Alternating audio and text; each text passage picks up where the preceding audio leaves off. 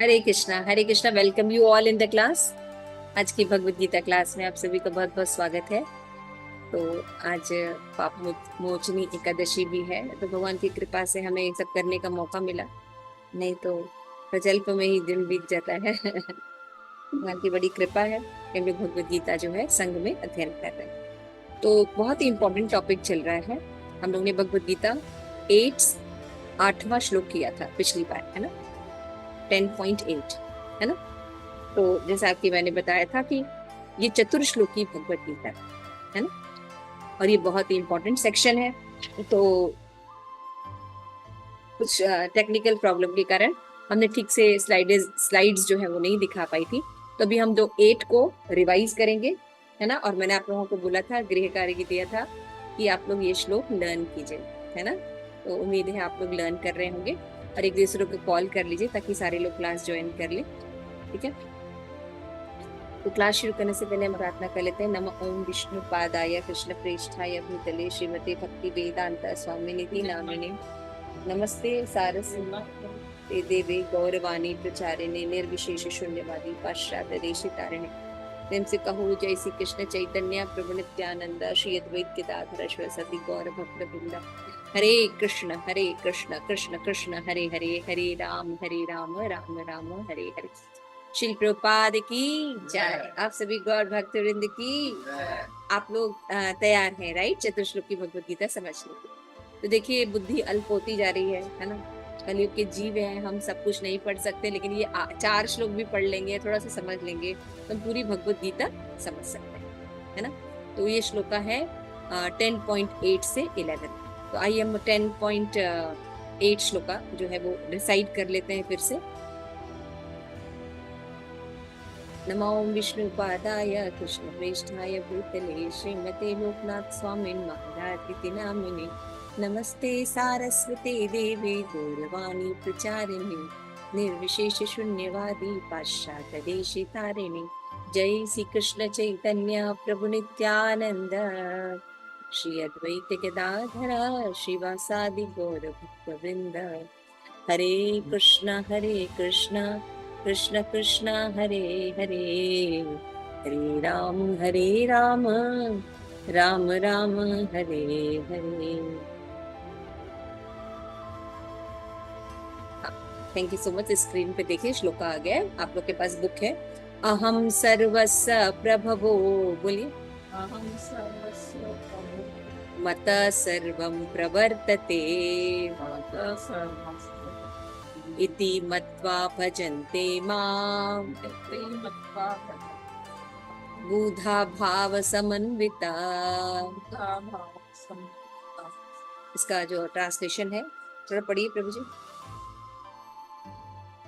अहम सर्वस्य प्रभु अहम सर्वस्य प्रभवो मतः सर्वं प्रवर्तते मतः सर्वं प्रवर्तते इति मत्वा भजन्ते माम् इति मत्वा भजन्ते माम् बुधा भाव समन्विता। बुधा भाव समन्विता।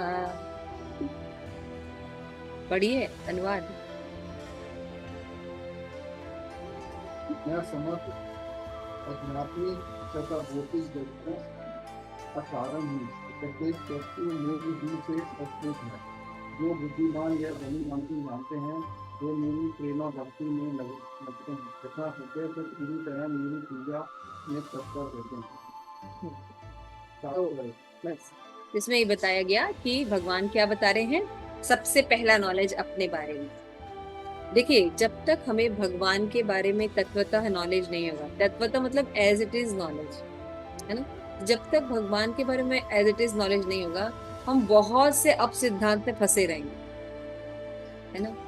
और अप सिद्धांत में फंस के कुछ होने वाला नहीं, है ना। लेकिन जनरली जिनको अप सिद्धांत ज्यादा पकड़े रहते हैं, अगर उनको कुछ समझाओ तो वो उल्टा ही बोलते हैं, उस व्यक्ति के प्रति द्वेष रखते हैं जिसको सही करते हैं, है ना। और उसका उपहास करते हैं। सबसे बड़ी उसे द्वेष भी करते हैं और उसका उपहास भी करते हैं।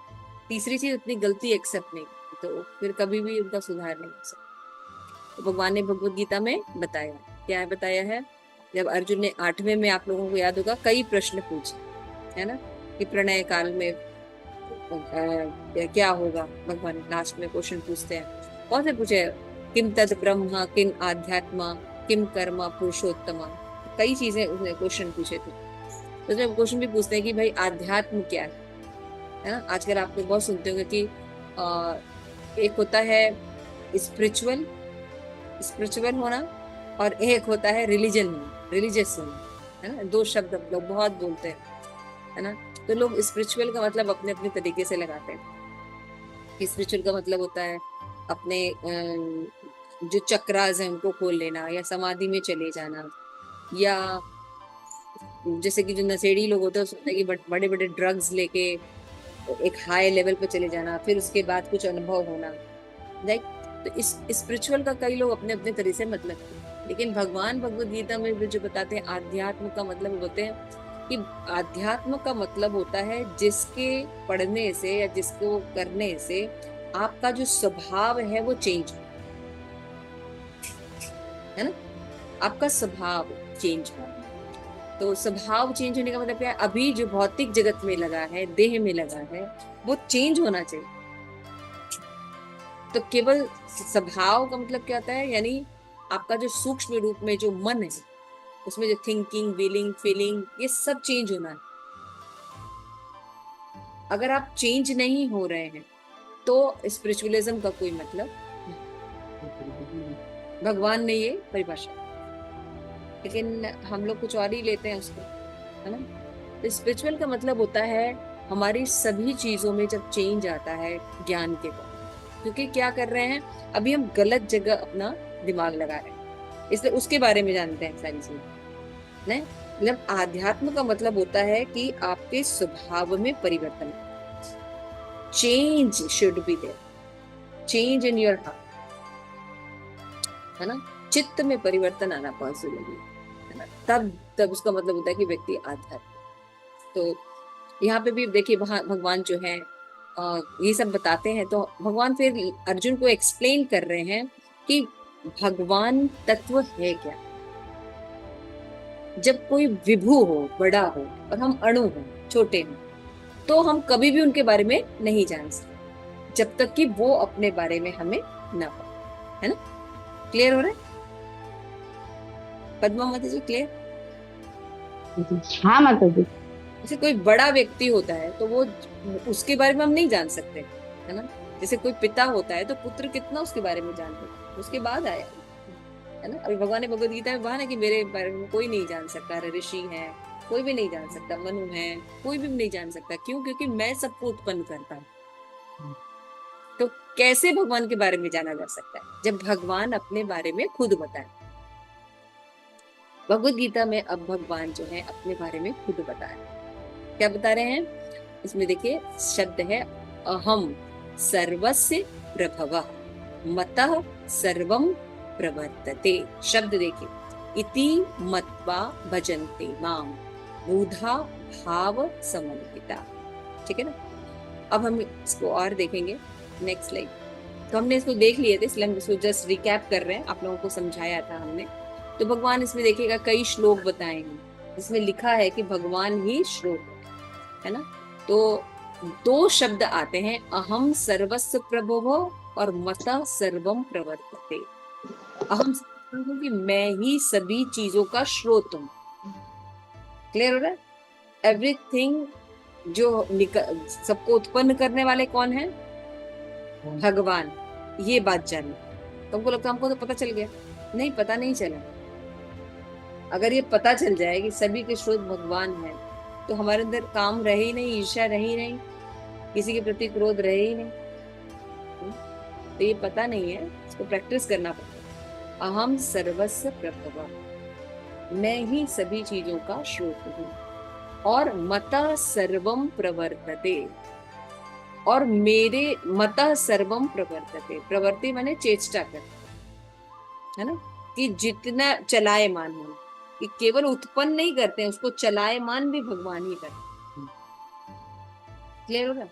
ये दो बातें अगर कोई व्यक्ति समझ जाता है, इति मत्वा, यदि समझ जाता है तो उसको बुद्धिमान कहते। बुधा, बुधा माने बुद्धिमान। आप लोग मोबाइल से ज्वाइन करके देख सकते हैं पिक्चर्स, ऑनलाइन मोबाइल से ज्वाइन करके ना आप लोग भी वो स्लाइड्स देख सकते हैं। तो बुधा भाव समन्विता माम भजन्ते, इस तरह बुद्धिमान होकर वो क्या करते हैं, हम मेरे भाव में लग जाते हैं और मेरा भजन करते हैं। तो मैंने बताया था भाव में, हमने देखा था कि भाव का मतलब होता है दास्य भाव, साख्य भाव, 4 प्रकार के रस से भगवान से जुड़ते हैं। उनमें से किसी एक रस में वो जुड़कर भगवान की भक्ति करने लगते हैं। नेक्स्ट, जैसे देखिए अहम सर्वस्व प्रभु का मतलब है कि मैं संसार मात्र का मूल कारण हूँ।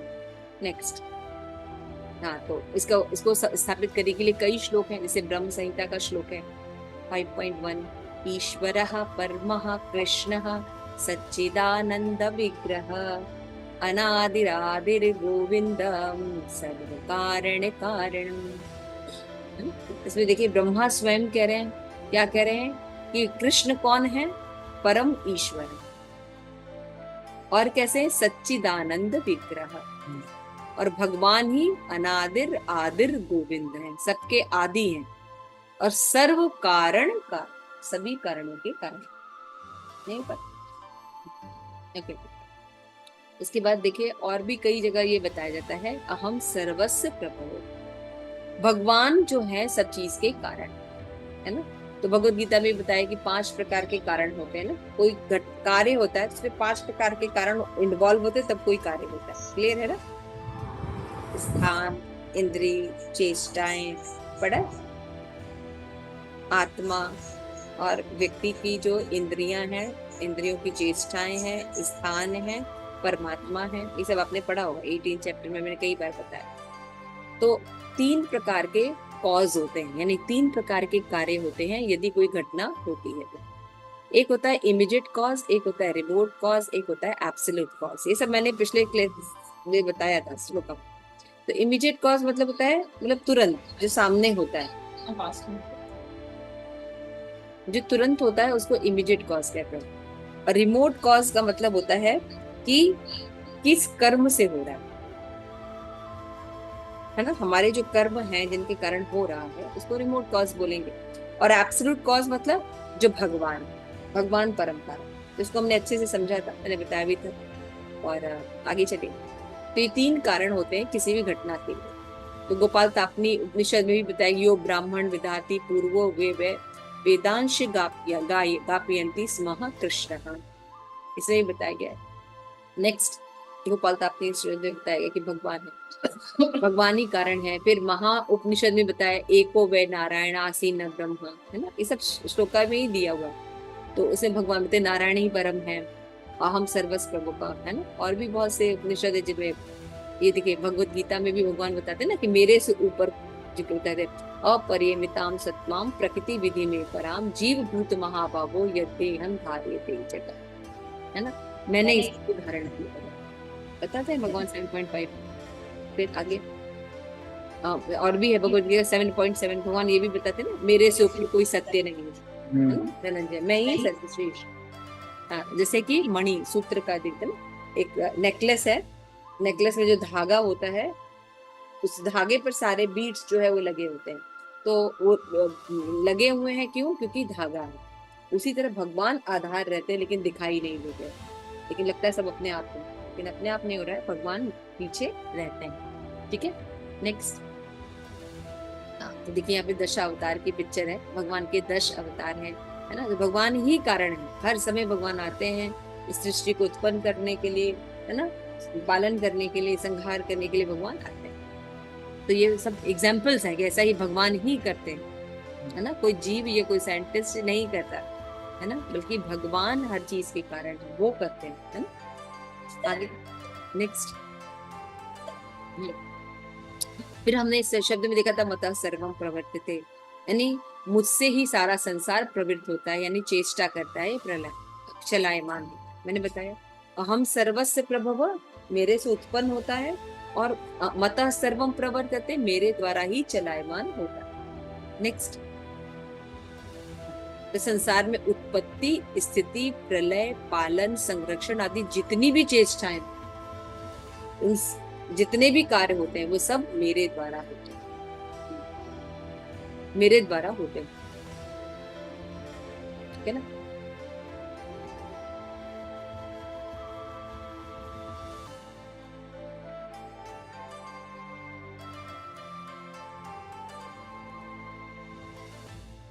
मता सर्वम प्रवर्तते, तो और भगवान क्या कह रहे हैं, मेरे द्वारा ही चलाए। तो मैंने ये बताया था कि किस तरह से तीन चीजों में चलायमान है।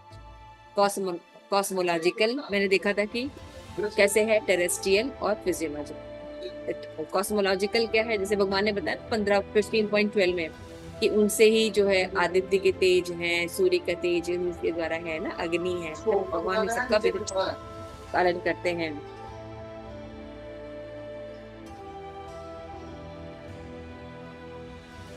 ठीक है, हरे कृष्ण, मेरी आवाज आ रही है आप लोगों को?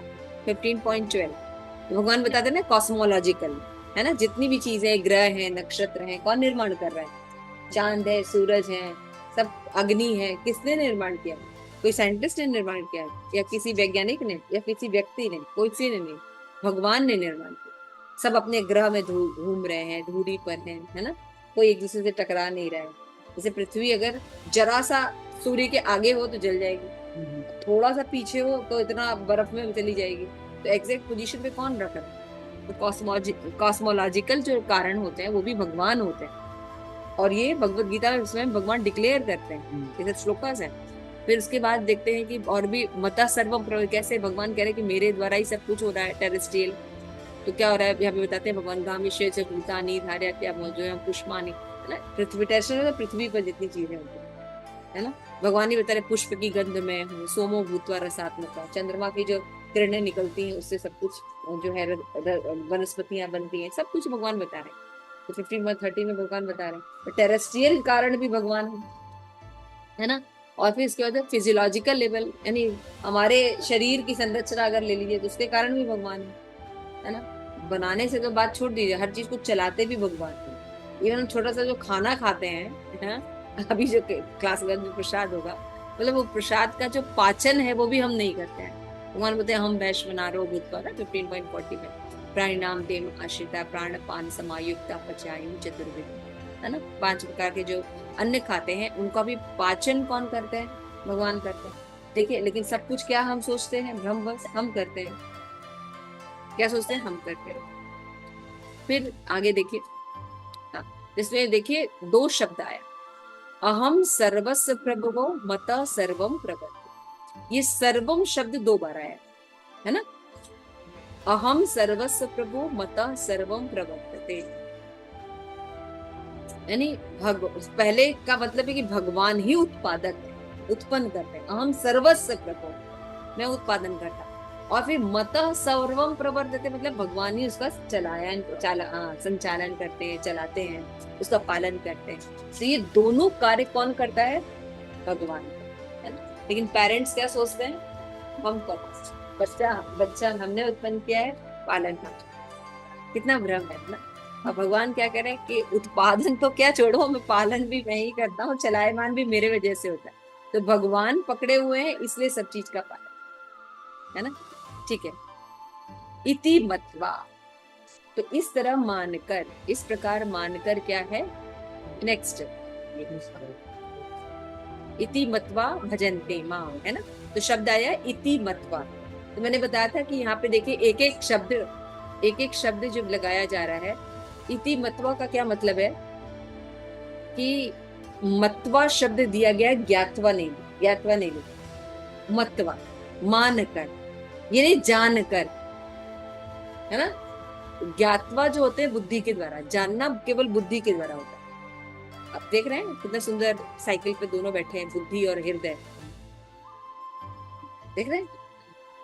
तो जब हम मतवा बोलते हैं तो दोनों होते हैं, बुद्धि भी और हृदय भी, उसका अनुभव भी किए होते हैं।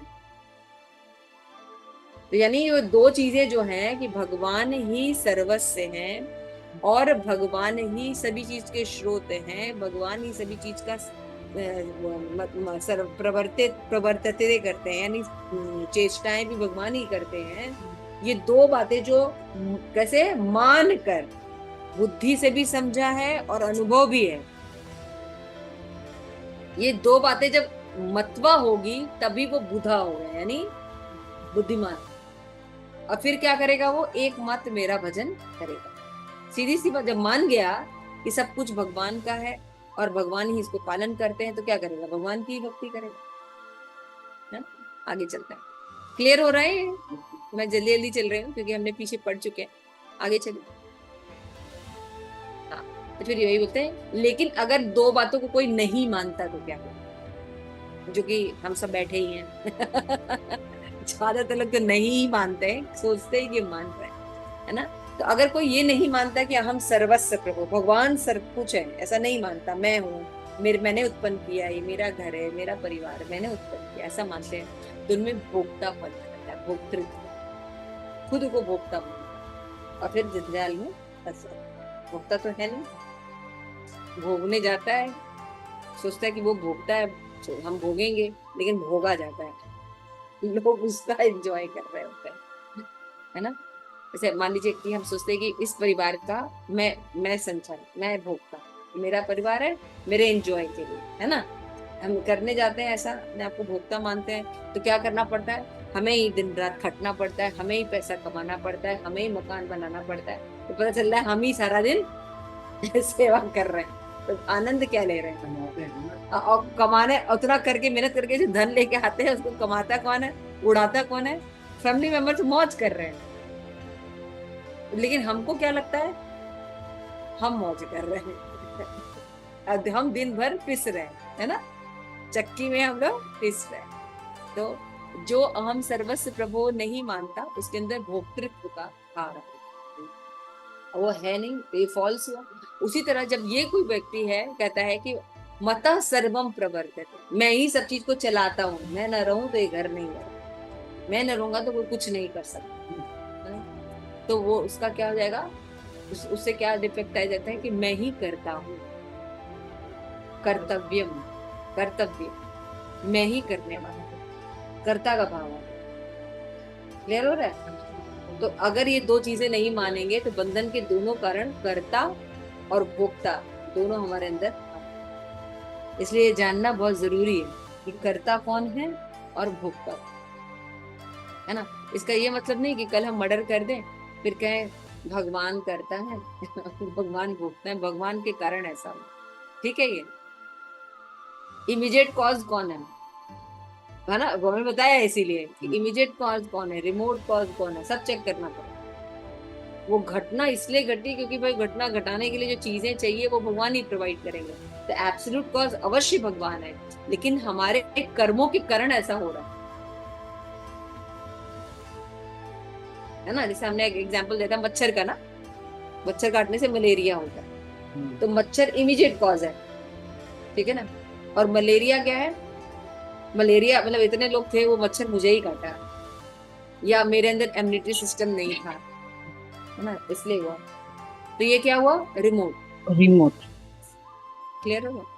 और लेकिन इन सब का जो साइकिल जो बनाने वाला कौन है, भगवान, है ना? कि कार्यों का सिद्धांत कैसे लागू होगा, किसको मच्छर काटेगा, किसको नहीं काटेगा, ये सब कौन करेगा, भगवान के द्वारा ये सब डिसाइड होगा। तो अगर सीधे सीधे बोले तो जैसे रिटेलर जो होते हैं, क्या होता है, वो इमीडिएट कॉज होता है, रिटेलर्स, दुकानदार होते हैं ना रिटेलर्स, वो कौन होते हैं, इमीडिएट कॉज होते हैं, दिखाई देते हैं, है ना? लेकिन जो दिखाई देता है बस वही नहीं होता, इसके पीछे भी होता है, वो क्या होता है, रिमोट कॉज, वो होलसेलर होता है। रिटेलर्स के पास सामान आया कहाँ से, होलसेलर के पास से, है ना? और होलसेलर कैसे काम करता है ना? वो कैसे करता है, वो मैन्युफैक्चरर, फैक्ट्री होती है, तो फैक्ट्री कहाँ है, एब्सोल्यूट। अभी क्लियर हुआ? जैसे गाय है, गाय दूध देती है, ठीक है ना? तो गाय क्या हो गया, इमीडिएट कॉज, हमें दूध कहाँ से मिलता है, गाय से, गाय क्या हुई, इमीडिएट कॉज, है ना? लेकिन गाय के पास दूध कहाँ से आता है भाई, चारा घास खाती है उससे आता है ना? तो चारा घास क्या हो गया, रिमोट कॉज, है ना? लेकिन ये चारा घास सब बनता कहाँ से, उत्पन्न कहाँ से होता है भाई, धरती से होता है। तो भाई धरती पर उत्पन्न होता है कब, जब वर्षा होती है। वर्षा कैसे होती है, वर्षा होती है जब सूरज जो है वो वाष्प करता है, इवेपोरेशन मेथड के द्वारा ना, समुद्र के जल को भाप बना के ऊपर लेके जाता है, बादल बनता है, तब वर्षा होती है। और बादल कौन बनाता है, तो बस सूरज के कारण बनता है। तो सूरज किसने बनाया? भाई भगवान ने लिखा है, मैंने बनाया है। आप समझ रहे हैं?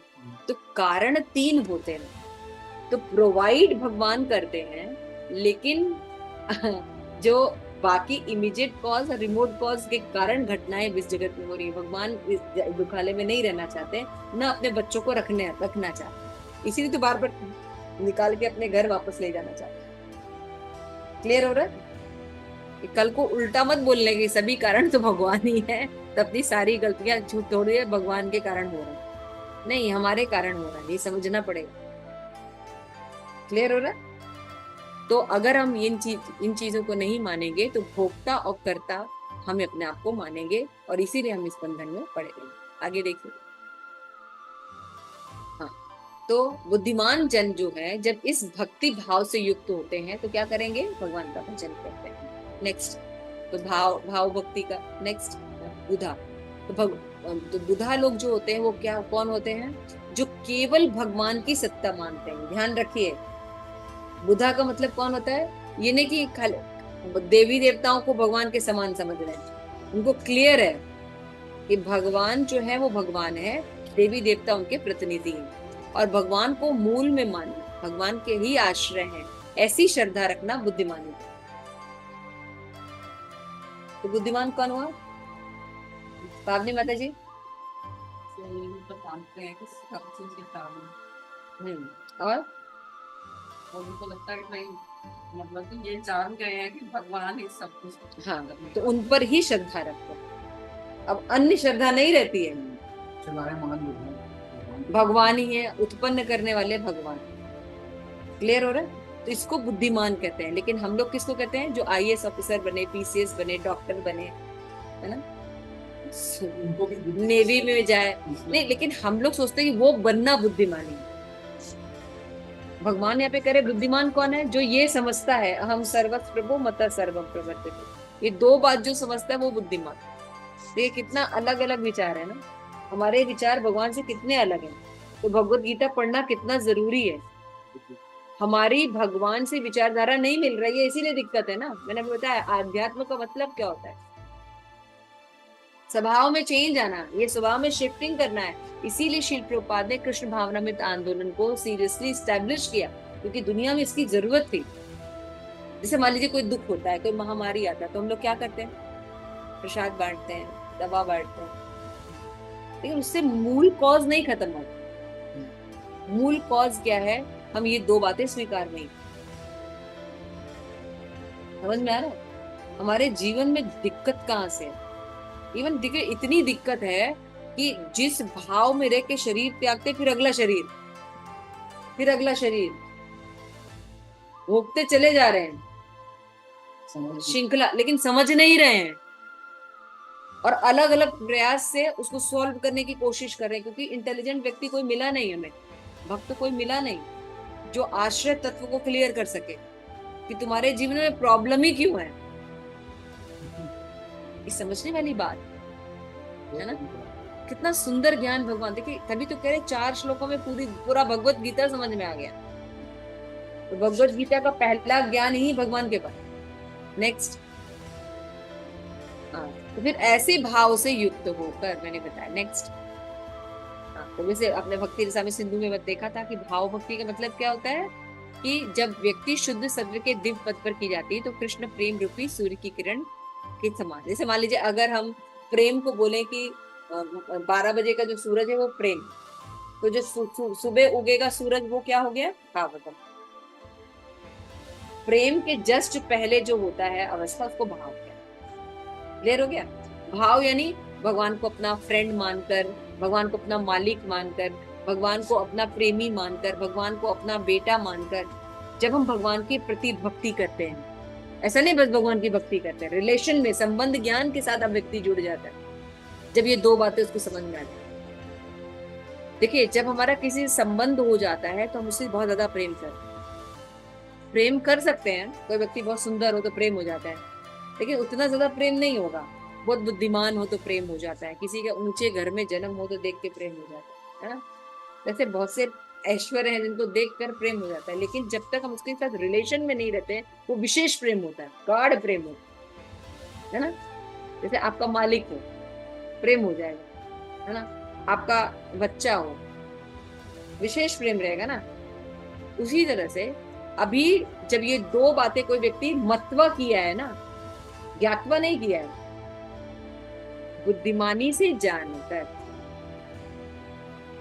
हृदय से भी समझा है, पढ़ा भी और देख भी रहा है, ऐसा ही है, तो अब क्या करेगा, रिलेशन में आ जाएगा भगवान के साथ, भाव के साथ जुड़ेगा, अपने आप को या तो भगवान को मालिक मान लेगा, अपना दास बन जाएगा, ये भाव से प्यार करेगा। नहीं तो भगवान के साथ बेटा बन जाएगा, है ना, भगवान को या पिता बन जाएगा, जो भी रिलेशन है, या फिर मित्र बन जाएगा, और या तो फिर लवर बन जाएगा, माधुर्य प्रेमी। तो भाव से युक्त होकर अब वो व्यक्ति भगवान की भक्ति करता है, यानी दृढ़ भक्त होगा, और एकमात्र क्या करेगा, भजन भगवान की कर, तब ना एकमात्र भगवान की भक्ति करेगा। हाँ, नेक्स्ट। तो इस तरह मैंने बताया मार्ग, और कोई ऑप्शन ही नहीं रहता है। तो आपने देखा होगा कि भजनते शब्द एक बार और आया है भगवत गीता में, साइड 7.16 में, है ना, चतुर्विदा भजनते मां, है ना, 4 प्रकार के लोग भगवान की भक्ति करते हैं, है ना। और इसमें भी भक्ति आया, भजनते आया ना, अहम सर्वस्व प्रभो मता सर्वम प्रवर्तते इति मत्वा भजन्ते माम, है ना। इस श्लोक में भी भजनते शब्द आ रहा है ना। तो इसलिए देखिए दोनों में भगवान का भजनते शब्द आ रहा है। नेक्स्ट। तो माम भजनते मतलब भजने का क्या मतलब है, जप करना, भगवान का कीर्तन करना, भगवान के रूप की चर्चा करना, भगवान की कथा सुनना, भगवत संबंधी ग्रंथों का पढ़ना, ये सब क्या है, भजन। आज भगवान महाराज जपा टॉक में कितना सुंदर बताया, है ना, अनावृत शब्दार्थ, कि शब्द से कैसे सब कुछ शुरुआत होती है ना। शब्द होता है, फिर उसके साथ जो आता है वो आकाश में शब्द होता है, शब्द के बाद वायु आती है, वायु के बाद अग्नि है, जल है, और फिर पृथ्वी। तो शब्द, रूप, है ना, देख रहे हैं आप, सब एक एक करके डेवलप होता है, और पृथ्वी में आके पूरा गंध के रूप में होता है। तो कोई भी चीज अगर हम सुनते हैं, सुनने के बाद क्या हुआ, अगर हम उसको आगे बढ़ाते हैं तो क्या हुआ, वो आता है थोड़ा सा रूप में आता है, अग्नि की में रूप दिखाई देता है ना। तो शब्द, पृथ्वी, जल, अग्नि, वायु, आकाश। तो आकाश, वायु, अग्नि, शब्द, स्पर्श, गंध, है ना। शब्द हुआ, अगर आप इसको स्पर्श करेंगे, फिर गंध है, सॉरी, सर्प स्पर्श, सर्प शब्द, रूप, स्पर्श, गंध, ऐसे आ। सबसे पहले क्या होता है, कोई चीज का शब्द हो, शब्द के बाद, हाँ, शब्द में होता है ना, मान लीजिए हमने आपको बोलते हैं कि खीर ऐसे बनाई जाती है, खीर होती है, बड़ी स्वादिष्ट होती है, और खीर जो है ऐसे दूध में चावल डाल के ऐसे बनाते हैं, आपने सुना है ना। सुनने के बाद क्या होगा, शब्द, शब्द के बाद क्या आएगा, बोलिए आप लोग, हरि बोल। शब्द के बाद क्या आता है, रूप, स्पर्श, स्पर्श नहीं, शब्द के बाद स्पर्श आता है, स्पर्श बोला ना, स्पर्श, स्पर्श में फिर हम वो खीर को स्पर्श करके बनाएंगे। माता जी सही चलो ना, पृथ्वी, जल, अग्नि, वायु, आकाश। शब्द, स्पर्श, गंध, यही बताया माता जी आपने। हाँ, पृथ्वी, जल, अग्नि, वायु, आकाश, इसको उल्टा करिए, आकाश, वायु, अग्नि, जल और पृथ्वी, हुआ ना। जल में स्वाद होता है, अग्नि में रूप होता है, समझ में, और वायु में स्पर्श हो, क्लियर हो रहा है। तो पहले शब्द होता है, तो उसका स्पर्श होगा, है ना। तो हम देखेंगे भाई कि खीर, स्पर्श करके देखेंगे भाई सच में बहुत खीर बहुत टेस्टी है, देखने में तो लग रहा है ना। फिर स्पर्श यानी खा के भी देखेंगे ना, स्पर्श मतलब जीभ से भी दिखा के देखेंगे, तो मैं कही तो बड़ा अच्छा लग रहा है, अच्छा तो हम बना सकते हैं, है ना। तो रूप, रूप है, रूप है, रूप के बाद क्या आता है, गंध, ठीक बोल रहे ना। लास्ट में गंध, उसकी स्मेल भी देखते हैं कि बहुत अच्छा महक रहा है, ये कर रहा है। तो आपने सुना अगर अच्छे से है, शब्द अच्छे से लिया है, तो फिर क्या करेंगे, आप घर जाएंगे, सब कुछ टेक्सचर आ गया, अब आप पूरा खीर बना के ऑफर कर सकते हैं भगवान को। अगर आपने कभी खीर शब्द सुना नहीं है, खीर शब्द देखा नहीं है, आपने शब्द सुन के ये सब चीजें डेवलप की, स्पर्श किया उसको, देखा उसको, है ना, उसकी गंध देखी, तो अब क्या करेंगे, अब आप बना सकते हैं ना खीर। और कैसे समझे? तो शब्द का क्या जैसे कि गंध मतलब उसको सूंघने से नहीं, आकाश आवाज तो आकाश, वायु, अग्नि, जल और पृथ्वी। पृथ्वी, जल, अग्नि, वायु, आकाश, पीछे से चलता है, ऊपर से चलेगा। जैसे कि आपने साइंस में पढ़ा कि जो जल की तरंगे हैं उससे बिजली बनाई जा सकती है। आपको लगेगा ये कैसे हो सकता है? आपको लगेगा ये कैसे हो सकता है? जल की तरंगों से बिजली बनाई जा सकती है, उससे हम कुछ भी यूज कर सकते हैं। तो फिर आप जाएंगे, पढ़ेंगे, तो उसमें बताया जाएगा कि कैसे डैम बना के रोका जाता है, किया जाता है, मीटर लगाया जाता है, तो फिर इलेक्ट्रिसिटी को कंट्रोल किया जाता है। फिर आप उन चीजों को बनाएंगे, करेंगे, देखेंगे, पढ़ाई पढ़ेंगे, प्रैक्टिकल करेंगे, तो फिर आप समझ सकते हैं ना कि जल की तरंगों से इलेक्ट्रिसिटी पैदा की जा सकती है, और फिर उस इलेक्ट्रिसिटी का प्रयोग अलग अलग चीजों में किया जा सकता है। सिंपल। तो सुन के ही तो समझ में आया।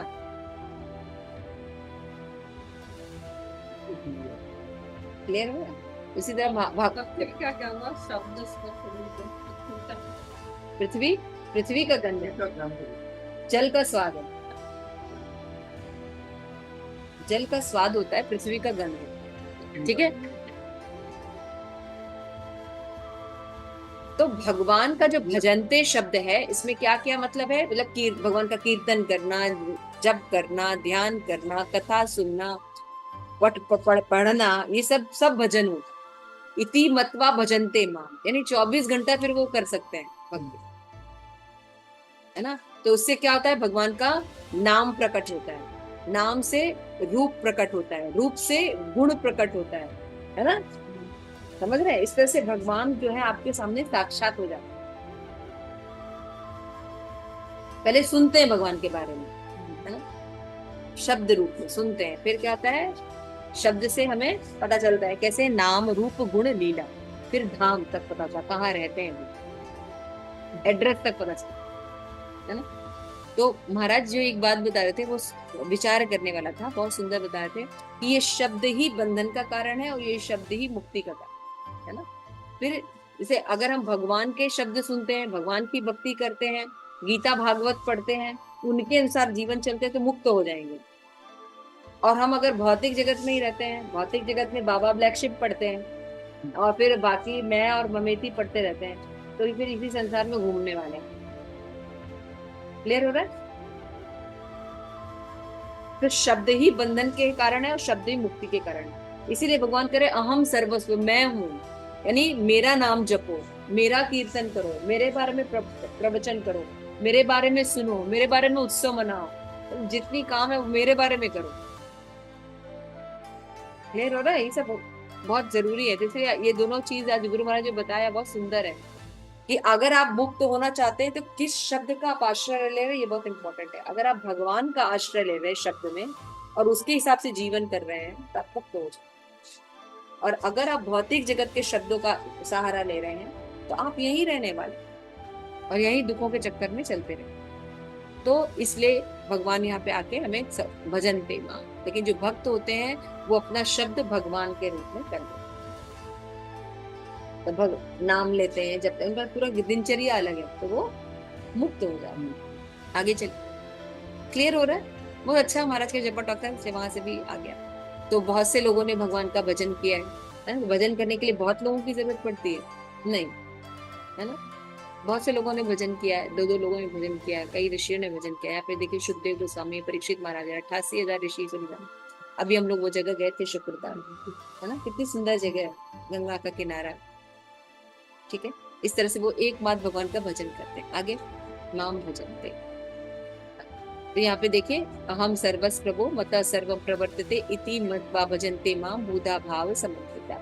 और भगवत गीता का एक और श्लोक है 15.90 में, जहाँ पे बताए जा रहे हैं, यो मामेव सम्मूढ़ो जानन्ति पुरुषोत्तम स सर्विदम भजन्ति माम सर्व भावेन भारत। सभी भाव से युक्त होकर मेरा भजन करते हैं, जो ये जानते हैं कि मैं ही पुरुषोत्तम हूँ।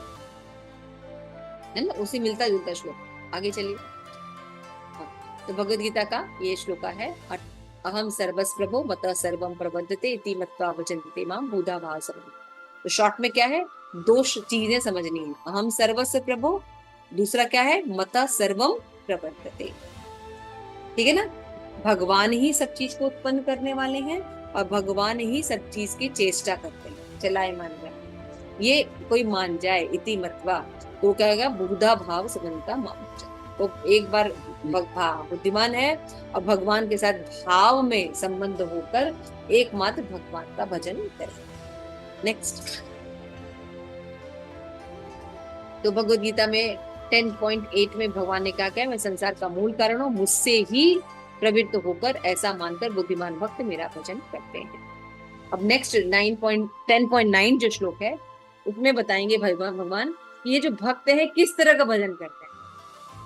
अभी क्या बता रहे हैं कि वो भक्त कौन है, वो अहम सर्वस प्रभु जानते हैं। अब वो किस प्रकार का भजन करते हैं 10.9 में बताते हैं। यस,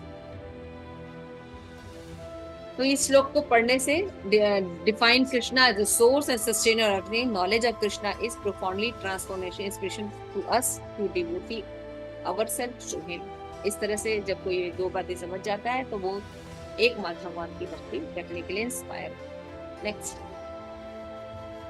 तो 10.9 श्लोक। अभी अहम सर्वस्व प्रभु क्लियर हो गया।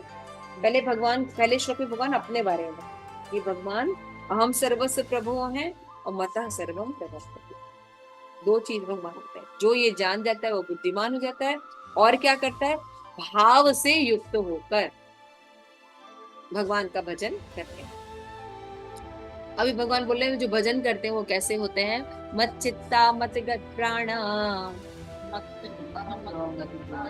बोधयन्त परस्परम कथयन्तश्च मानित्यं तुष्यन्ति च रमन्ति च।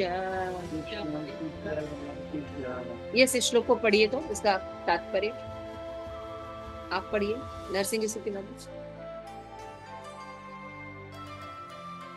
मच्चित्त मत्कत् प्राण बोधयन्त परस्परं कथयन्तश्च मां नित्यं तुष्यन्ति च रमन्ति च। तात्पर्य का मतलब श्लोका रिसाइटेशन नहीं होता है। ओ अच्छा, अनुवाद पढ़ना है, ठीक है ठीक है। सॉरी माता जी, मेरे शुद्ध भक्त के विचार मुझ में अटेंटिव लिसनर है, पता चल रहा है। माता जी मेरा स्पीकर थोड़ा खराब है, आवाज कम आ रही है।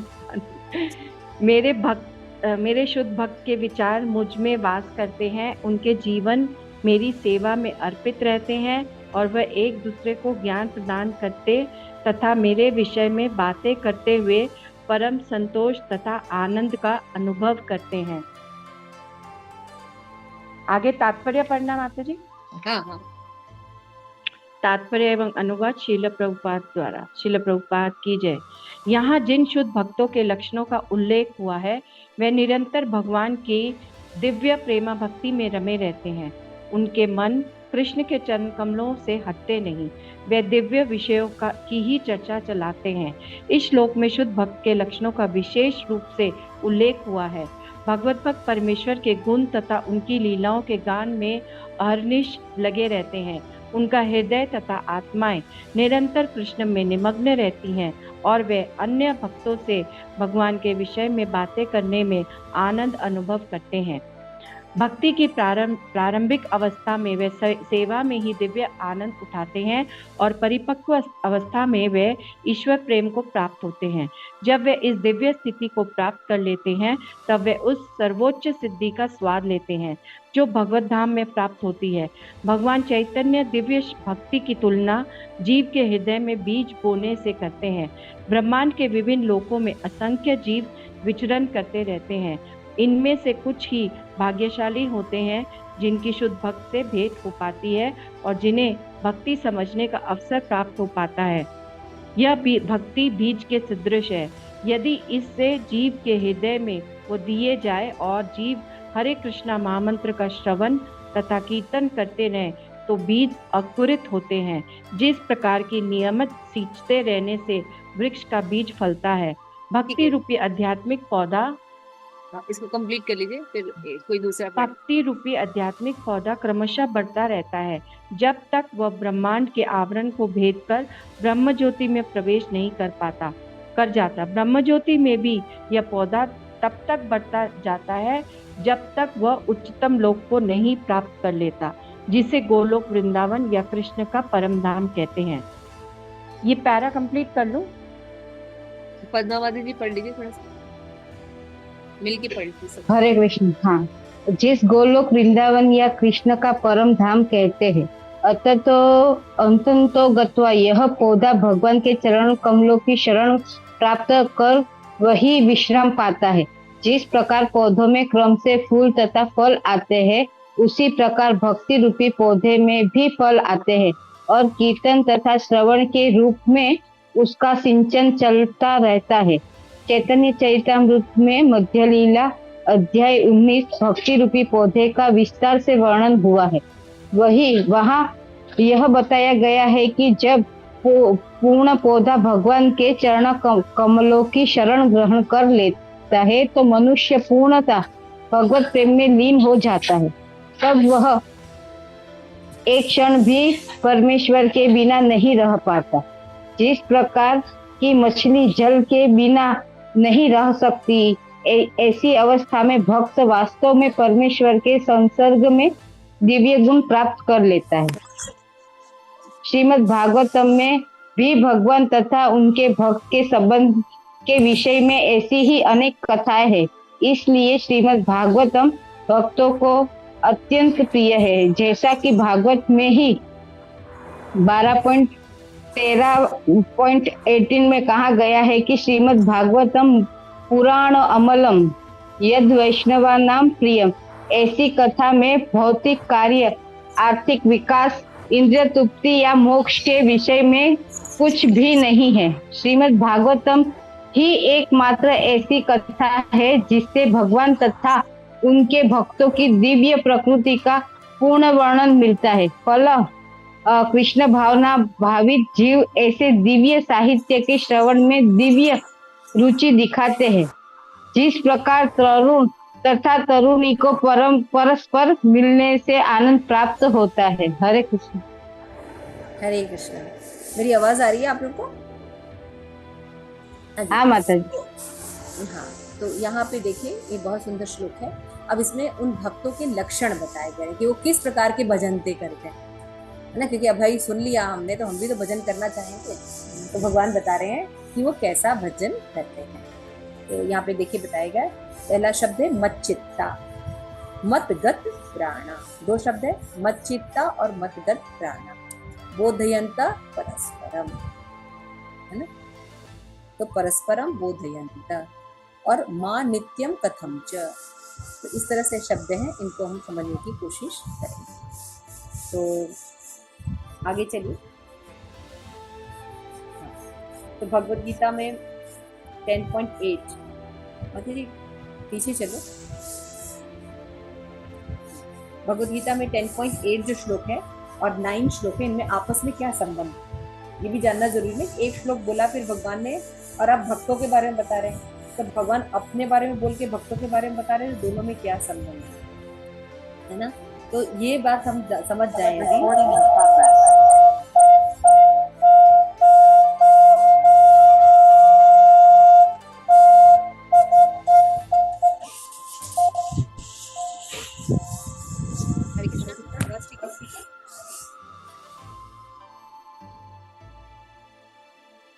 आवाज आ रही है? जी माता हाँ जी। माता जी।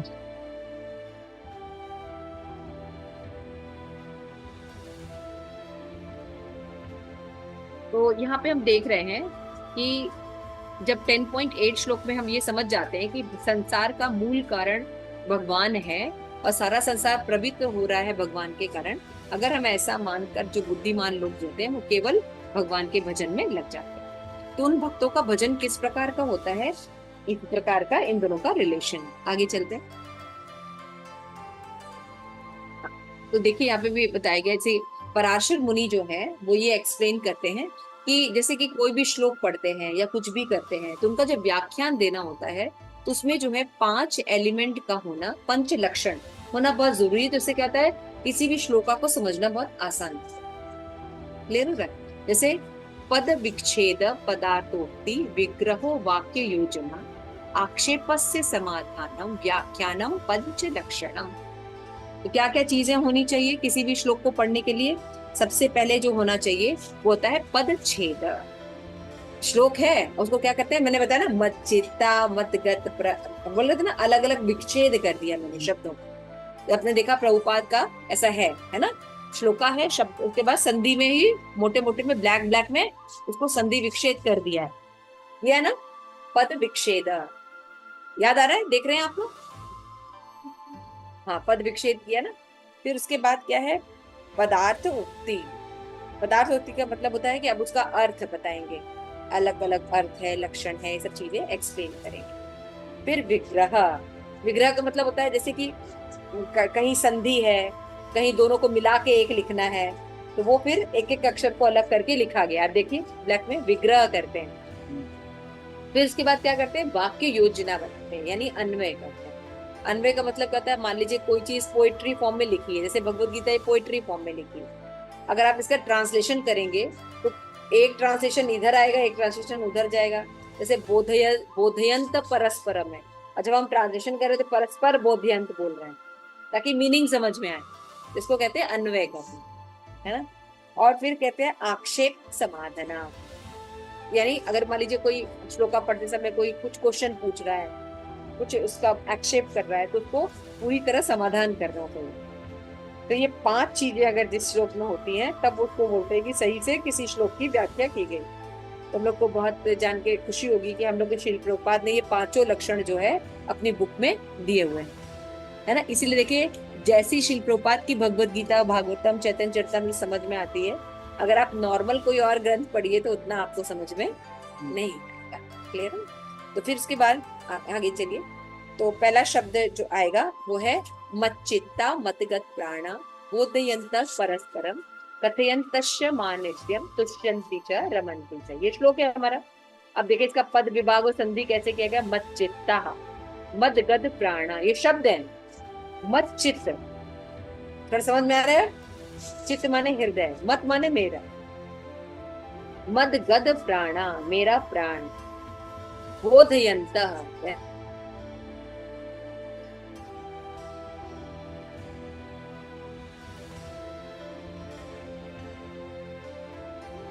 आवाज नहीं आएगी तो बताइएगा। आ रही है मच्छी? मेरी आवाज आ रही है आप लोग को? जी मत क्लियर है आवाज? जी मत। ओके, तो मच्चित्ता मतगत प्राणा बोधयंत परस्परम। तो यहाँ पे आप देख रहे हैं अलग अलग शब्द है। कथयंतस्य च मां नित्यम तुष्यन्ति च रमन्ति च। क्लियर हो गया ना? ये हो गया पद विभाग और संधि। Next slide. अब हम शब्दों को और समझेंगे। इसमें क्या बातें बताई जा रही हैं कि मच्चित्ता मदगत प्राणा परस्पर बोधयंत और मां नित्यम कथयंत च। ये 4 बातें अगर कोई व्यक्ति करता है तो क्या करता है, हमेशा तुष्टि में रहेगा और रमन आनंद। ठीक है ना? तो आप जरा थोड़ा सोचिए कि दुनिया जो है, सभी दुनिया जो है वो क्या करना चाहती है, तुष्ट रहना चाहती है और रमण करना, आनंद चाहती है ना। लेकिन वो गलत जगह ढूंढ रही है। अगर हम सच में तुष्ट होना चाहते हैं और आनंद होना चाहते हैं, आनंदित होना चाहते हैं, तो हमें इन भक्तों के चरण कमलों के पीछे चलना पड़ेगा। जो वो ये कार्य कर रहे हैं उसमें असली रमण है और तुष्यंत संतुष्टि है। तो यहाँ पे हम देख चुके हैं, आगे चलिए। पहला शब्द हम देखते हैं मच्चित्ता। मच्चित्ता का मतलब होता है भगवान कह रहे हैं कि मुझ में ही चित्त स्थिर रखने का। उनका चित्त यानी हृदय और कहीं नहीं होता। जैसे आप कैसे पता चलेंगे कि मेरा चित्त भगवान में है या कहाँ है? हरि बोल।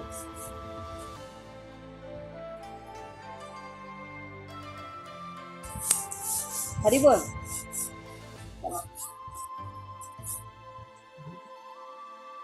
मुझ में ही चित्त को स्थिर करने वाला पहला है ना, कि उसका चित्त और कहीं नहीं लगा, तो उसका हृदय जो है केवल भगवान में, भगवान के भक्तों में, भजन में, इनमें लगा रहता है। भौतिक जगत में उसका ज्यादा भी चित्त नहीं लगा रहता।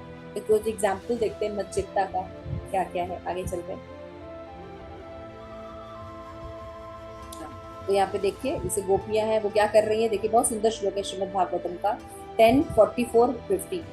या दोहनम अवपाने मंथनो पले पले प्रेम के। यहाँ पे देख रहे हैं कि जो गोपियां हैं वो अलग अलग कार्य कर रही है। कोई दोहन कर रही है ना, गाय दूह रही है, गुदरी मंथन कर रही है, कोई खेल रही है, अलग अलग कार्य कर रही है। लेकिन उनका क्या है, उनका जो चित्त है कहाँ लगा है, चित्त याना किसने लगा, ब्रज स्त्रिया उरुक्रमे चित्त याना। उरुक्रम भगवान का एक नाम कृष्ण का। लेकिन कार्य कर रही है, लेकिन उनका ध्यान किसमें लगा है, चित्त किसमें लगा है, उरुक्रम यानी कृष्ण में लगा है। ओके है ना। तो इसलिए हमको यहाँ पे भी समझ में आता है कि चित्त लगने का या चिंतन करने का मतलब क्या होता है, कि हमारा जो क्रिया भेद हो सकता है, एक्शन में अंतर हो सकता है, समझ में आ रहा है, एक्शन में अंतर हो सकता है, लेकिन भाव में या उद्देश्य में अंतर नहीं होता है ना। भाव में या उद्देश्य में अंतर नहीं होता।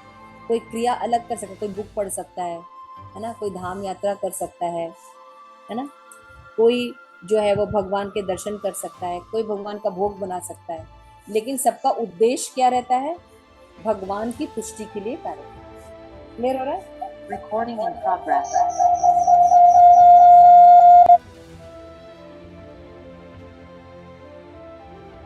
और आइए देखते हैं मच्चित्ता का थोड़ा सा और श्लोका देख लेते हैं नेक्स्ट। हाँ, तो मच्चित्ता का है यहाँ पे 10:52-37 में भी देखिए बताया गया है। ये किसे शुत्वा गुणान भुवन सुंदर, ये है रुक्मणी माँ ने जो है जब भगवान को पत्र लिखा था, तो पहला ये है श्लोका। तो उसमें रुक्मणी माँ जो थी वो love letter, first love letter तो उन्होंने क्या लिखा, श्रुत्वान गुआ भुवन सुंदर, हे भगवान मैंने सुना है भक्तों के मुख से आपका गुण, क्या आप बहुत सुंदर है, और मेरा चित्त आप में, चित्त पत्रपम में, मेरा चित्त निर्लज होकर आप में लग गया है ना। तो रुक्मणी माँ का भी चित्त भगवान में लग गया है। और देखते हैं मच्चित्ता हो गया। ओके, अब मच्चित्ता का हो गया मदगद प्राणा। मदगद प्राणा मतलब मेरे एकमात्र प्राण भी आप ही हैं, है ना। तो हमने देखा है जयति तेदिकम, सुना है ना गोपी गीत, इसमें क्या बोलते हैं, स्वई धृता स्वमाम त्वाम विचिंतये, मुझे दिन भर आप ही मेरे प्राण बनाते हैं और आप में ही लगते हैं, ये मदगद प्राणा का गोपी है, उनका जो प्राण है ना, वो भी कौन है, केवल एकमात्र कृष्ण, उनका भाव जो रहता है एकमात्र कृष्ण ही रहते हैं। नेक्स्ट मदगद प्राणा का और भी ये सब श्लोका 10:52-43 में ये सांग घृपड़ पंकज रज स्पनम महंतो, इसमें जहान सूत्रवत कृशान शत जन्म भी सया। तो अगर 100 जन्म भी अगर मिले और अगर आपकी भक्ति नहीं मिले तो नहीं चाहिए, ऐसे प्रार्थना है। तो मेरा क्यों ऐसे लोग ऐसा कैसे प्रार्थना कर, पूरा श्लोक पढ़ेंगे तो बहुत अच्छा है। तो भगवान के चरण पंकजों में ही मेरी मति लगी रहे, है ना, मेरी यही एकमात्र अभिलाषा है कि मैं वहीं भगवान के उसमें रमण करूं। अगर उनके बिना, प्रसाद के बिना अगर मुझे सब मिलता तो मुझे कोई भी जन्म नहीं चाहिए। कितने सहस्त्रों जन्म, 10:52 में ऐसा बताया गया। फिर आगे देखेंगे कि तो मच्चित्ता का मतलब क्या होता है, चित्त मतलब क्या होता है, हृदय। हृदय अंदर होता है कि बाहर होता है, इंटरनल, अंदर होता है। यानी मच्चित्ता का मतलब वो भक्तों का जो चित्त है इंटरनल ऑब्जर्वेशन रहता है, भगवान में हमेशा इंटरनली भगवान में ही रमे रहते है ना। और मतगत प्राणा मतलब खाली भक्ति में अंदर से आई लव यू हम बहुत लगे हुए हैं, लेकिन ऊपर से कुछ नहीं करना, ऐसा होता है क्या, नहीं। भाव के साथ क्रिया भी होती है, एक्सटर्नल भी होता है, डेडिकेशन, मदगत प्राणा भी होता है, इंद्रियों से चेष्टाएं होती है ना, मेरे प्राण है ना, तो क्या करेंगे, चैंटिंग करेंगे, प्रसाद ऑफर करेंगे, धाम जाएंगे, है ना, कथा श्रवण करेंगे, देख रहे हैं ना, तो मदगत प्राणा है, इसलिए वो ये सब कार्य भी करते हैं। तो इंटरनल और एक्सटर्नल डेडिकेशन जो है ये शो करता है मत चित्ता मदगत प्राण। क्लियर हो रहा है आप लोगों को? जी माता जी, बहुत अच्छा लग रहा है माता जी। नेक्स्ट मत चित्ता मत, तो और फिर ऐसे करके चित्त लगाकर और मत चित्ता मद गद प्राणा, है ना, भगवान को अपना प्राण मानकर ये लोग क्या करते हैं, परस्पर बोधयंता। मान लीजिए वो भगवान की भक्ति कर रहे हैं तो उनको कुछ प्राप्त होगा ना भाव, और दूसरे को दूसरा भाव प्राप्त होगा, तो ये दोनों मिलकर एक दूसरे से बताते हैं। बोधयंत मतलब शेयर करते, बताना, है ना, तो फिर क्या होता है, ये दोनों जब बात करते हैं तो एक और रस डेवलप होता है, फिर और कोई बात करता है, फिर और रस डेवलप होता है। जब दो भक्तों को एक साथ मिलते हैं तो आपस में भगवत संबंधी बातें चल पड़ती हैं, तब किसी के मन में किसी तरह का भगवत संबंधी विलक्षण भाव पैदा होता है और वो उसे प्रकट कर देता है, जिससे मन में और तरफ भाव पैदा होता है तो वो उसे प्रकट कर देता है। इस प्रकार आदान प्रदान होने से नए नए भाव प्रकट। इसलिए देखिए, जब सुखदेव गोस्वामी कथा सुना रहे थे तो उनको परीक्षित महाराज को भूख प्यास लगी, उनको रस मिला, ठीक है, हमें तो नींद आती है, ठीक है ना। नेक्स्ट,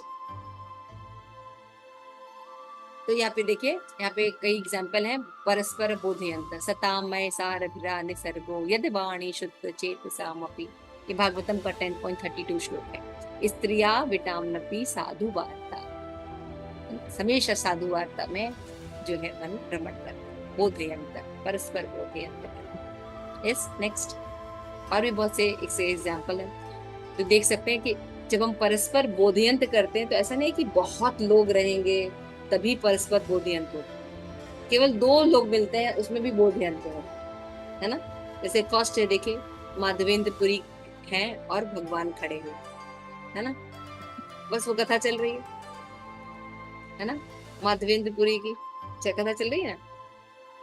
और फिर ये चैतन्य चरितामृत का दोनों प्रसंग है।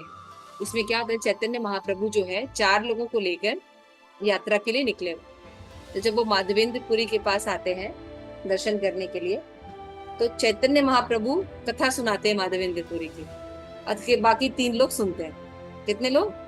3 लोग। और फिर उसके बाद फिर आगे चलते हैं तो फिर वो गोपाल की कथा जाती है, जो अभी आपके वहां पे है नाथ द्वारा में, गोपाल जैसे प्रकट हुए थे, कैसे कैसे स्थापित किया, कैसे कैसे किया, है ना, कैसे उस झाड़ियों में से निकाला, चंदन यात्रा वाली कथा, वो पूरी कथा सुनाते हैं कौन? नित्यानंद प्रभु सुनाते हैं, और अब 3 लोग बाकी 3 सुनते हैं, और स्वयं चैतन्य महाप्रभु। तो बोधयंत करने के लिए ऐसा नहीं कि बहुत लोगों की जरूरत पड़ती है, कोई 2 लोग भी कथा सुन सकते हैं और आपस में एक दूसरे का भाव एक्सचेंज होता है ना। और भी बहुत से पिक्चर्स हैं, आगे चलिए।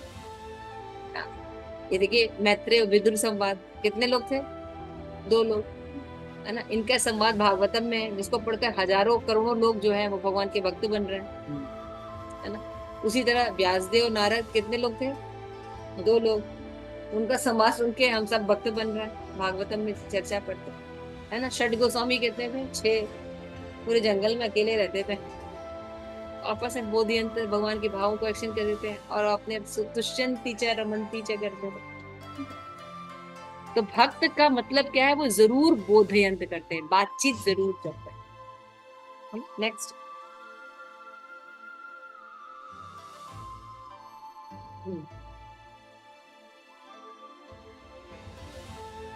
तो फिर अब उसके बाद आ रहा है माँ नित्यम कथयंश्च, और सदैव मेरे ही विषय में कथन करते हैं। केवल बोलते ही नहीं है बल्कि मेरे बारे में ही सदैव चर्चा करते हैं।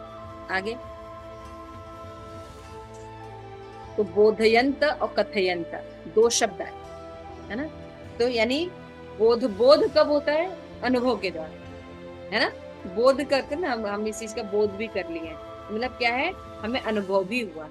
और कथयंत में है कि हाँ, हमने सुन रखा है, हमने सुना है ऐसा। तो भक्त जो है वो दोनों कार्य करते हैं। भगवान के प्रेमी भक्त को सुनने में और बोलने में, यानी श्रोता बनने में और वक्ता बनने में, दोनों में आनंद। और उनको कोई शर्म महसूस नहीं होती है ना, क्योंकि वो आनंद लेते हैं ना, वो केवल आनंद लेते हैं। जैसे आज हम बोल रहे हैं, आप लोग सुन रहे हैं, अरे बस बोलने के लिए सुन रहे हैं, फिर आप भी कभी कभी बोले, हम भी सुने, है ना। तो भक्तों में श्रोता और वक्ता दोनों जो है वो अपना अपना वो छोड़ देते हैं कि हाँ, कि हम वक्ता ही रहेंगे, हम श्रोता नहीं बनेंगे, श्रोता नहीं, दोनों ही बोलते हैं, दोनों ही आनंद। क्लियर हो रहा है? तो मां नित्यम कथयंश्च, तो क्या पे बता रहे हैं कि क्या होता है, जो ये शब्द है ना, श्लोका का बोला संग चल रहा है प्रसंग, मच्चित्ता मदगत प्राणा बोधयंत परस्परम कथयंतश्च माम। तो इसको पढ़ने के लिए क्या गया, माम नित्यम कथयंश्च, हम नित्य ही भगवान के बारे में कथा भी कहते हैं। जैसे स्वयं श्री राम जो है अपनी कथा लवकुश से सुन, देख लीजिए, है ना, आगे चलते। तो ऐसा करते हैं क्यों, क्योंकि उसी में उनको फिर तुष्टि और रमन्ति होता है ना। भागवतम में है ना, श्लोका 3:25-25, सताम प्रसंगान वीर संगो भवंती हत्कर सायन कथा, कि जब भगवान की जो वीर, भगवान की जो कथा होती है, तो जो कर्णों से अंदर जाती है, तो क्या होती है, तजो रोषण दाश पवन लवर्तमनी श्रद्धा रते भक्ति अनुक्रम। तो श्रद्धा और भक्ति अनुक्रम रूप से बढ़ने लगती। ऐसा ही होता है ना, जब भक्तों के बीच में जाके हम कथा पढ़ते हैं, सुनते हैं, तो क्या होता है, हमारी श्रद्धा बढ़ने लगती है ना। आगे चलिए, तो वो क्या ऐसे बढ़ती क्यों है, क्योंकि उन्होंने तुष्यंत यानी तुष्ट हुए हैं और रमण कर रहे हैं उन कथाओं। ये लक्षण है भक्तों के। आप उनसे 24 घंटे कोई काम कब कर सकता है, जब उसमें उसको तुष्टि मिल रही है और वो उसमें रमण कर रहा है। और हमें तुष्टि मिलती है फिल्मी गानों में, है ना। अभी हम थोड़ा सा चर्चा कर लें कि किसको वोट देना है, तो देखिए सबकी आंखें खुल जाएंगी, बिल्कुल, है ना। या अभी महाप्रसादे गोविंदे, एकदम नींद नहीं आएगी, है ना, किसी को नींद नहीं आनी, क्योंकि हमारी तुष्टि और रमन्ती कहाँ लगा हुआ है, अलग जगह लगा हुआ है। लेकिन यहाँ पे जो तुष्यंती और रमन्ती लगा हुआ, कहाँ लगा हुआ है, भक्तों में लगा, भगवान की लीला में लगा है ना। परस्पर अनुकथनम पावनम भगवतश्च मिथ्यो रति मित्तश्चता 11:3:30 है ना, भागवत निवृत्त मति आत्मना। तो वो लोग रमण करते हैं और तुष्ट होते हैं। आगे चलिए, तुष्यंती चरण में संतुष्ट होते हैं और रमते हैं, दो शब्द, दोनों अलग अलग है ना। तो अभी हम BMW देख सकते हैं, बॉडी माइंड है वर्ड्स। तो यानी भक्त जो है तीनों तरह से भगवान की भक्ति करते हैं, बॉडी माइंड एंड वर्ड्स, है ना। मत चित्ता यानी हृदय आप में लगा है, मदगत प्राणा यानी माइंड लगा हुआ है, वर्ड से परस्परम बोधयंत बोलते हैं, और फिर कथयंत मतलब कथा भी करते हैं। तो बॉडी माइंड एंड सोल, तो ये दूसरा BMW मत समझ लीजिएगा आपको जो आजकल बहुत प्रचलित है वो नहीं है, लेकिन यहाँ का मतलब है बॉडी माइंड एंड वर्ड्स के साथ भगवान की भक्ति करते हैं, क्योंकि चित्त अब लगा हुआ है, ये समझ गए अहम सर्वस्व प्रभु भगवान है और मता सर्वम प्रवर्तते भगवान, इसलिए वो कैसी भक्ति करते हैं, बॉडी माइंड एंड वर्ड्स तीनों के द्वारा वो भगवान की भक्ति करते हैं, और उसी में वो रमते हैं और उसी में वो चिंतन। चलिए, तभी देखिए ये बातें ना, मत चित्ता मत बने, दो बातें स्वयं करने की है, अर्थात भक्त स्वयं सदुरता पूरा ऐसे बन जाते हैं। ये दो कार्य करना है, चित्त भगवान में लगाना है और भगवान को ही अपना प्राण है ना। और ये आपस में मिलकर करते हैं, क्या क्या, परस्पर बोधयंत और मां नित्यम कथयंत, है ना। ऐसा नहीं कि कोई नॉलेज मिल गया तो अपने पास लेके बैठ जाओ, हम किसी को बताएंगे नहीं भगवत गीता हमको पढ़ने आ गया, समझने आ गया, नहीं। बातचीत करने से रसवर्धन होगा आपका और ज्ञान भी वर्धन होगा, है ना। और क्या करते हैं वो, ये अगर ये ऐसा 4 चीजें करते हैं तो फल क्या प्राप्त होगा, तुष्यंती और रमन्ती आपको प्राप्त हो जाए, संतोष और भगवान में रमण आनंद, ये अपने आप आपको प्राप्त हो जाएगा फल को। और इसी की तलाश में हम सारा दिन लगे। पद्मा माता जी, शांति हाँ और माता जी, शांति और आनंद की तलाश ही तो है सबको। हाँ माता जी। तो ये फल रूप में अपने आप मिल जाएगी अगर हम मच्चित्ता मतगत प्राणा बोधयंता परस्परम करेंगे, कथयंतस्य मानित्यम ये करेंगे तो अपने आप ही हमें तुष्यंती और रमंती मिलने से। हम आपको कोई पैसा नहीं दे के बुला रहे हैं और आप हमें कोई पैसा नहीं दे रहे हैं, है ना। यानी माता जी वैसे जगत में तो अशांति है, इधर ही शांति मिलती है। हाँ, और कितना अच्छा लगता है ना भक्तों के साथ बातचीत करके, भक्तों के साथ अपना अपना रस। जैसे ये श्लोका पढ़ रहे हैं, इस श्लोका के विभिन्न पहलुओं को जब हम देख रहे हैं कि भक्तों की ये गति है, भक्तों का ये लक्षण है। पहले लक्षण में भगवान के बारे में है, भगवान ने अपने बारे में बताया, फिर वो अपने भक्तों के बारे में बताया। यानी लक्षण के आधार पर पहचानिए कि भगवान कौन है और भक्त कौन है। तो यानी भक्त कौन है? जिसका चित्त भगवान में लगा है, जिसके प्राण भगवान है और जो हमेशा भगवान के बारे में बोलता है, भगवान के बारे में कहता है, वही व्यक्ति साधु है।